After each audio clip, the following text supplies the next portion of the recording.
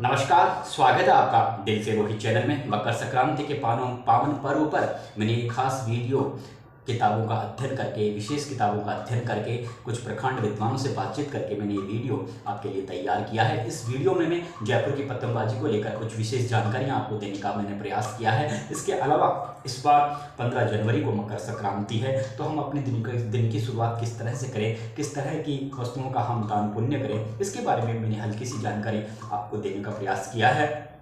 अगर आपको पॉलिटिकल खबरें पसंद हैं, अगर आपको ऐतिहासिक विषय से संबंधित जानकारियों में अगर आप दिलचस्पी रखते हैं, तो मेरे वीडियो को जरूर लाइक और शेयर करके मेरे चैनल को भी जरूर सब्सक्राइब कीजिए। दोस्तों जयपुर की जो पतंगबाजी है वो पूरे हिंदुस्तान भर में ही नहीं बल्कि दुनिया भर में प्रसिद्ध है। मकर संक्रांति पर्व पर पतंगबाजी की जो प्रतियोगिताएं होती हैं, जिस तरह का यहाँ पर माहौल होता है, उसको देखने के लिए देश विदेश के लाखों पर्यटक यहाँ पर मकर संक्रांति पर जयपुर पहुँचते हैं। पर्यटन विभाग को भी ये एहसास है कि जयपुर की पतंगबाजी का क्रेज ज़बरदस्त है दुनिया भर में, इसलिए जल महल के पाल पर विगत कई सालों से एक विशेष प्रतियोगिता का आयोजन वहाँ पर किया जाता है, एक कार्यक्रम का आयोजन किया जाता है। उसमें बाकायदा लोक नृत्य, लोक गीतों की प्रस्तुति के अलावा वहाँ पर एक से एक बड़े से बड़े पतंगबाज जल महल के पाल पर पहुँचते हैं, पतंगबाजी की कला दिखाते हैं, करतब दिखाते हैं, पेच लड़ाते हैं। इसके अलावा खाने पीने की तमाम तरह की चीज़ों की स्टाइलें भी लगती है और बाद में इनाम भी वितरित किए जाते हैं। बहुत अच्छा शानदार माहौल रहता है, बड़ी संख्या में वहाँ पर लोग पहुँचते हैं। एक तरफ खूबसूरत जल महल, तो दूसरी तरफ जल महल के पाल पर ये जो नज़ारा होता है वो देखने लायक होता है। लेकिन आज हम बात करेंगे कि जयपुर में पतंगबाजी की शुरुआत कब हुई। जयपुर में पतंगबाजी का जो दौर है वो राजा महाराजाओं के समय से ही चला आ रहा है। खास तौर से जयपुर राजघराने के सवाई महाराजा जय सिंह के पुत्र महाराजा सवाई राम सिंह द्वितीय ने जब यहाँ पर उनका जब शासनकाल शुरू हुआ, तो वो किसी एक काम के सिलसिले में लखनऊ गए थे। लखनऊ में आसमान में पतंगे उड़ता हुआ देखकर और वहाँ के पतंगबाजों से उन्होंने मुलाकात की, तो उन्हें वहाँ के पतंगबाज और वहाँ के पतंग, वहाँ एक तुक्कल पतंग हुआ करती थी जो बांस से और विशेष कपड़े से तैयार की जाती थी। वो पतंग उन्हें इतनी पसंद आई कि वो उस पतंग को भी लेकर जयपुर पहुँच गए। इसके अलावा वहाँ से पतंगबाज भी वो जयपुर लेकर आ गए और यहाँ पर जयपुर राजघराने में कई कारखाने खोल दिए पतंगों के, और पतंगा खाना के नाम से वो कारखाने जाने लगे। यानी व्यापक पैमाने पर यहाँ पर पतंगे तैयार की जाने लगे और फिर धीरे धीरे पतंग उड़ाने का दौर शुरू हुआ।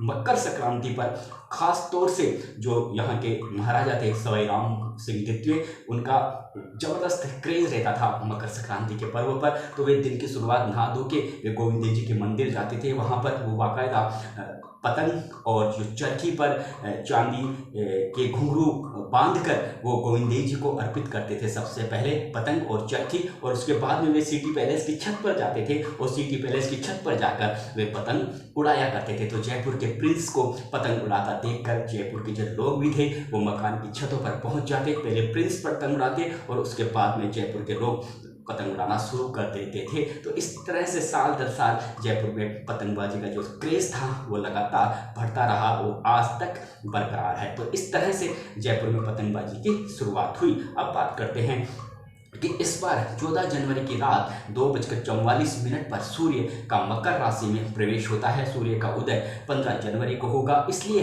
इस बार मकर संक्रांति 15 जनवरी को मनाई जा रही है। और 15 जनवरी को जो आप दान पुण्य करेंगे वो काफ़ी लाभदायक सिद्ध होगा। इसलिए आप 15 जनवरी को सबसे पहले सुबह उठिए, स्नान कीजिए। अगर जहाँ तक हो सके जो पवित्र नदियों के किनारे, अगर आप बिल्कुल पास में रहते हो तो नदियों के किनारे उस नदी में जाकर स्नान कीजिए। और अगर नदी नहीं है तो गंगा जल तो रहता ही है आपके घर में, तो जहाँ आप घर में जैसा भी पानी उपलब्ध है उसमें गंगा जल डालिए और उसके बाद में आप स्नान कीजिए। अगर आप हो सके तो उस पानी में आप तिल भी डालकर स्नान कर सकते हैं, लेकिन गंगा जल आप जरूर डालिए। स्नान करने के बाद में आप सूर्य देव को अर्घ्य कीजिए और उस जल में जो आप सूर्य देव को जिस जल से आप अर्घ्य देंगे उस जल में या तो आप काले तिल डालिए, या फिर काले तिल नहीं डालते हैं तो आप उसमें पुष्प, कुमकुम और मोली उसमें जल में डालकर आप सूर्य भगवान को अर्घ्य कर सकते हैं। उसके बाद में आप काले तिल दान कर सकते हैं, गुड़ दान कर सकते हैं, नमक